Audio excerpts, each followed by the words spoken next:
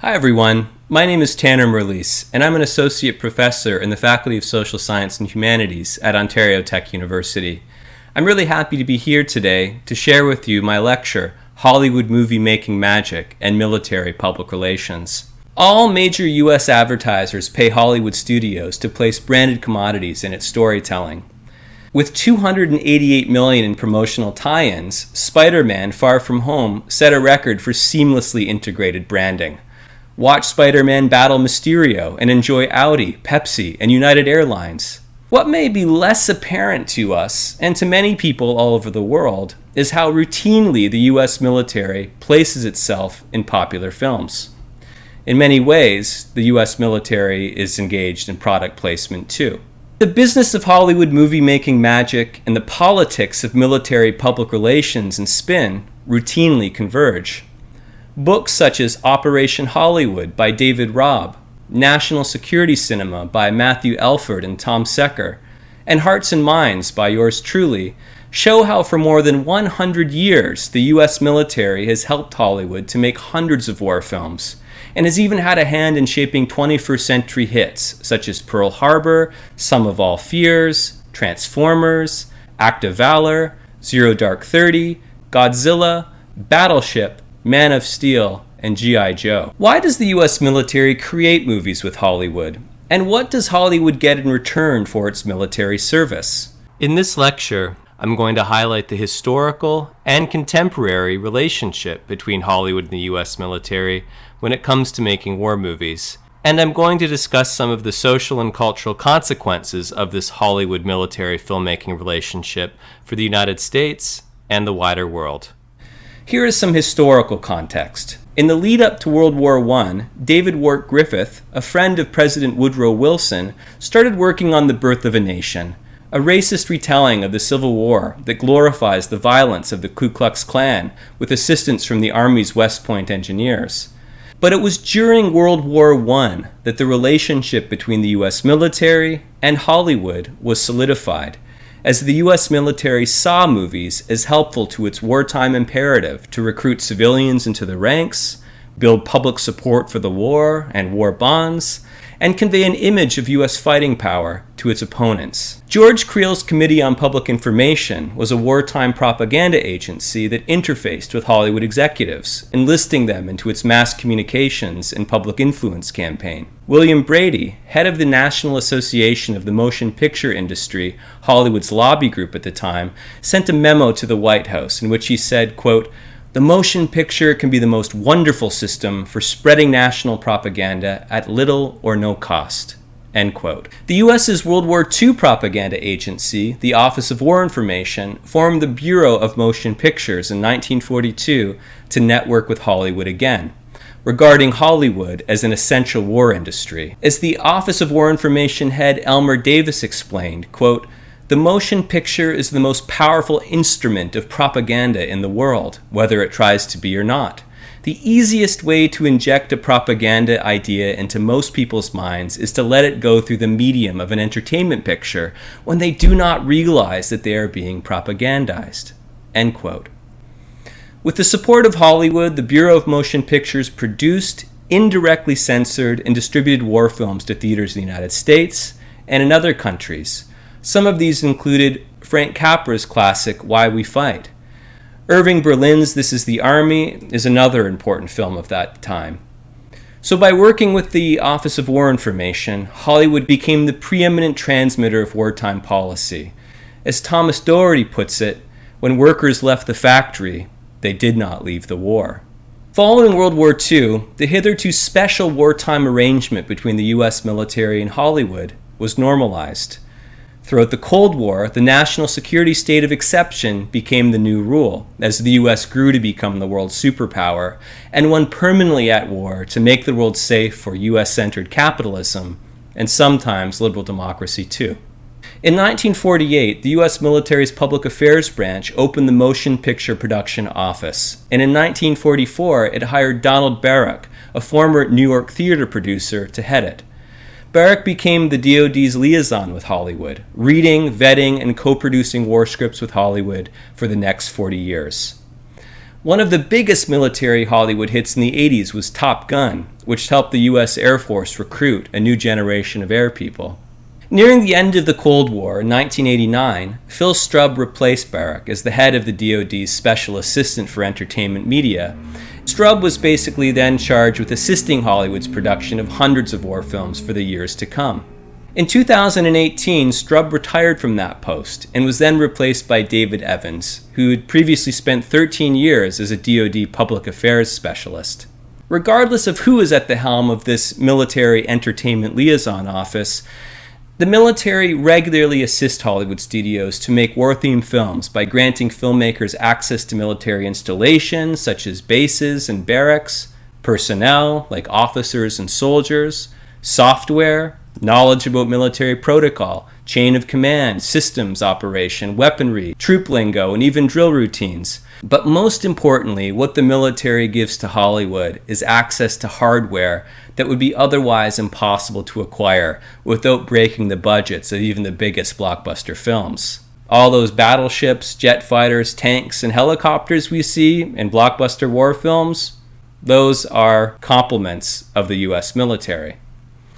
Yet not all films about war get the military's support.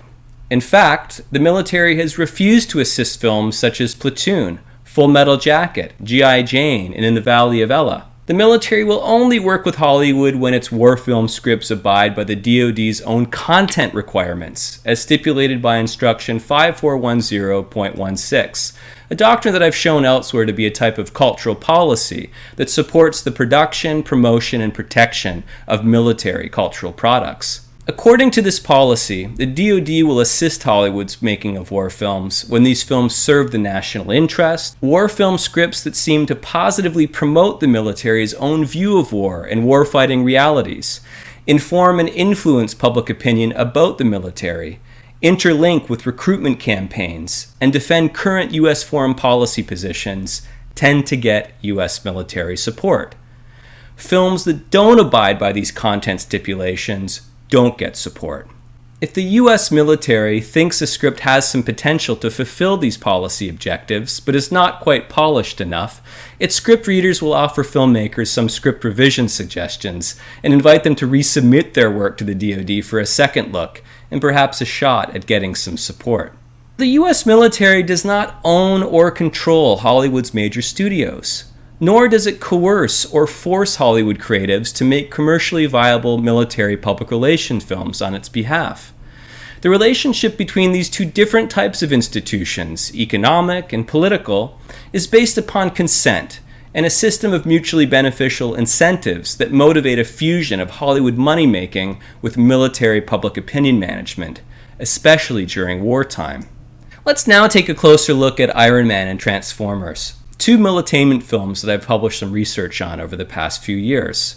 Iron Man is a Marvel comic books-inspired Hollywood film produced by Marvel Studios, which is now owned by Walt Disney Company.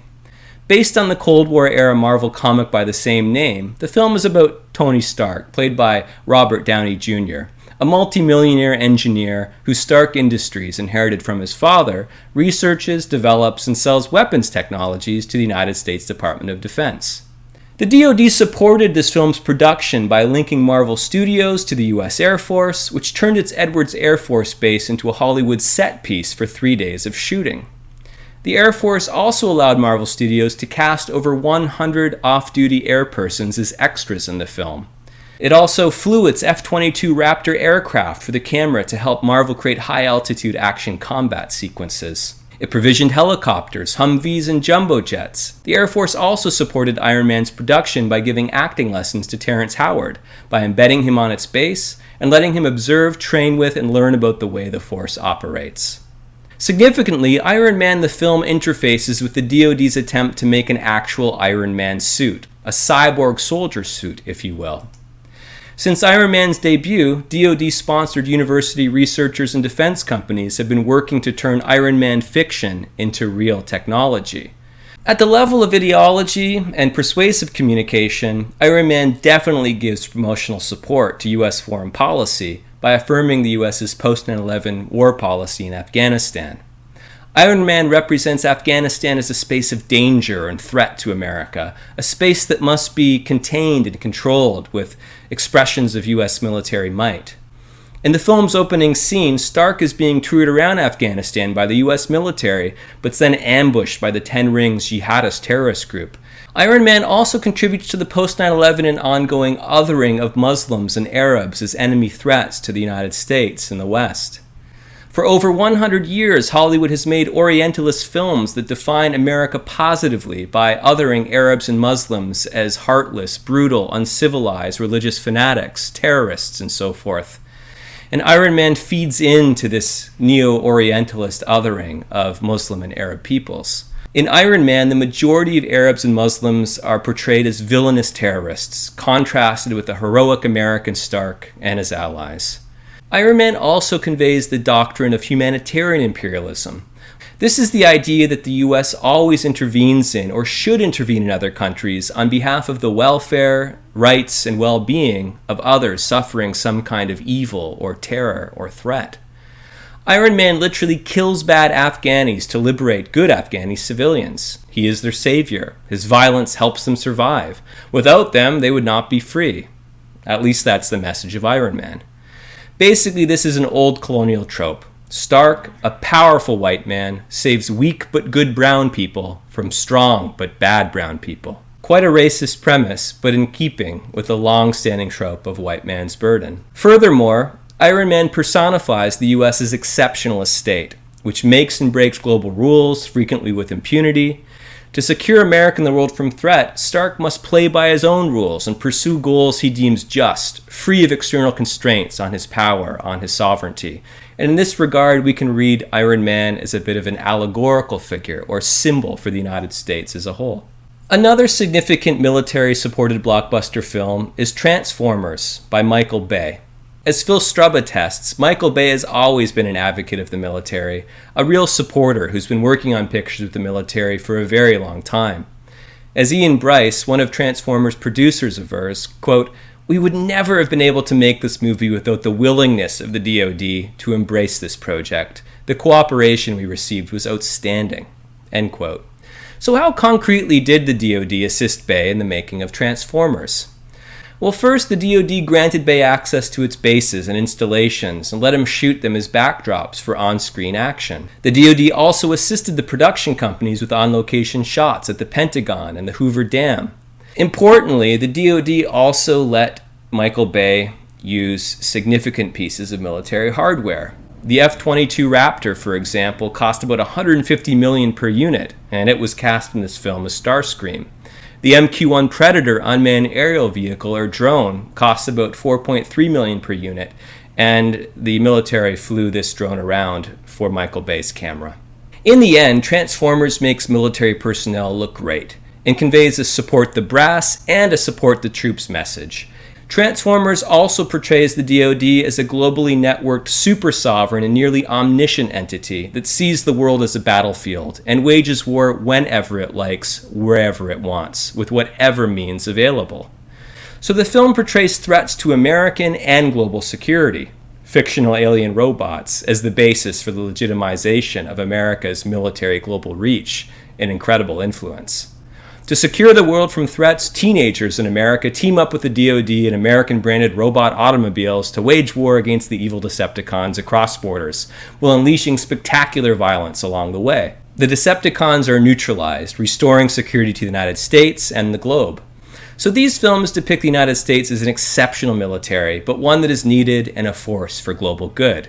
Scott Lusk, a Lockheed Martin PR person, says putting his company's weapons in Transformers helped, quote, promote state-of-the-art high-tech products that are designed, developed, and manufactured for the U.S. military, end quote.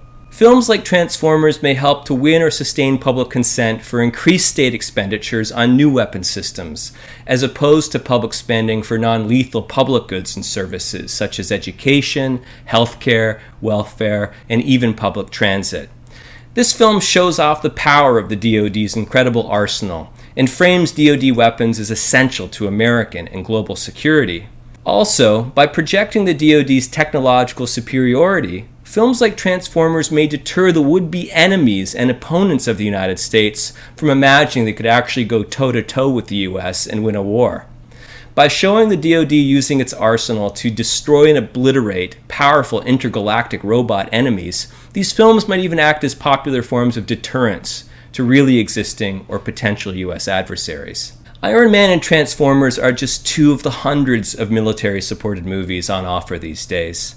For historical and up-to-date data on the films the US military has helped to make, I recommend you take a look at Tom Secker's website, spyculture.com, which uses Freedom of Information Act request results to demonstrate these relationships between the military and Hollywood. So what's at stake in all of this? Well, propaganda is the deliberate, systematic attempt to shape public perceptions and direct behavior to achieve a response that furthers the desired intent of the propagandist. When we study DoD-Hollywood relationships and the films that they create, we can see how the Department of Defense deliberately and systematically attempts to shape film entertainment products into tools of shaping the public perception of its organizations, personnel, and policy conduct. The intended response? Compliance with its operations, recruitment bonuses, morale boosting, budgetary increases, and keeping the U.S. as a whole looking good on the world stage while deflecting criticisms of when U.S. foreign policy goes wrong or causes harm.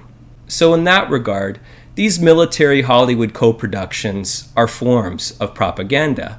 But these films express a different kind of propaganda than we tend to associate with history's fascist and authoritarian propaganda regimes, whether they be the Nazis or the Soviets. The military Hollywood war film product is, after all, not the result of a state commanding the industry, nor is it the result of dictatorial script control processes.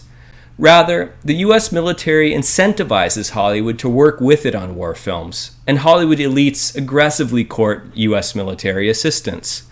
The result is neither state propaganda nor a purely commercial war film. Rather, the outcome is a hybrid of military propaganda and commercial entertainment, what Robin Anderson and Roger Stahl aptly describe as militainment. But these films are propaganda no less, and they are far less obvious to citizens potentially manipulated by them. In that regard, they are more likely effective as propaganda because they're not packaged as such, but instead as just commercial entertainment. When we go to the movies or watch them on Netflix, we don't assume that we are being propagandized. We take this as kid stuff, as leisure fun. I hope you'll be better positioned to see through this commercial camouflage and bring your critical thinking skills to the politics and perhaps propagandistic messages of these otherwise entertaining, globally popular, and profitable war films. Thank you very much. I look forward to our discussion session and question and answer period.